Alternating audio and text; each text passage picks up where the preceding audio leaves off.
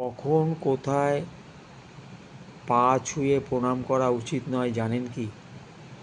এক হচ্ছে শ্মশান থেকে ফিরে আসা কোনো ব্যক্তিকে পা ছুঁয়ে প্রণাম করা উচিত নয়। দুই হচ্ছে মন্দিরে যারা আছেন সেখানে যে কেউ থাকুক, সেই মন্দিরের ভেতর ঢুকে কারোর পা ছুঁয়ে প্রণাম করা উচিত নয়। কারণ মন্দিরকে প্রণাম করবেন, সেখানে যে কেউ থাক তাকে পা ছুঁয়ে প্রণাম করবেন না।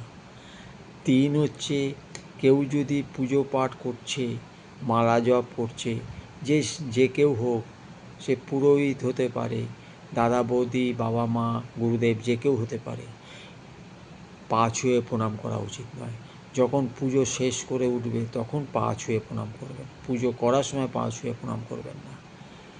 এরপর হচ্ছে কুমারী মেয়ে যদি ঘরে থাকে, সে পিতামাতা, দাদা বৌদি সবাইকে বলছি আমি, কুমারী মেয়েকে নির্দেশ দেবেন না কারোর পা ছুঁয়ে প্রণাম করতে।